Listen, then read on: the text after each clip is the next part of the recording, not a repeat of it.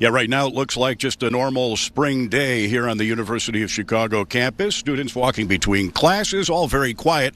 But it was a very different scene here on the quad just a few hours ago. Now, just before 5 o'clock this morning, about 50 university police officers in riot gear moved in and began tearing down the tent encampment that had been in place here for the past 8 days or so. They also handed out flyers saying the students could face discipline up to and including suspension if they didn't leave. Now, this action came after the pro-Palestinian protesters were warned a number of times over the past few days that they needed to clear the area. The protesters this morning were angry about having their tents removed, being forced off the quad, but there were no arrests or serious injuries reported. Police then used barricades to set up a perimeter around the quad and prevented students from entering the area.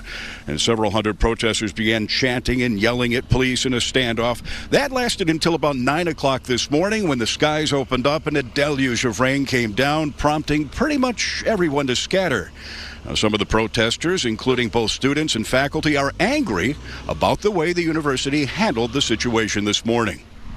Yeah, it was horrific. They waited like cowards until every single student was asleep in their tent, basically. And then they stormed in, maybe 40 or 50 of them with riot gear, screaming. They started throwing wood planks, throwing chairs, throwing absolutely everything in any direction to destroy the camp as fast as possible, to suppress this movement as fast as possible. And in fact, one of the chairs that they threw came within maybe 3 inches of hitting my girlfriend in the head. We just wanted to protect our students, and so to suddenly not have access to the quad, to suddenly not have access to our workplace, and to not have access to our students, to not be able to stand, to be witnesses, to be protectors for our students, it's really devastating.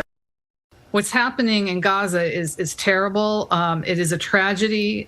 We don't know how many lives have been lost at this point. We know how many Israeli lives were lost on October 6th, and that was also a horrific tragedy.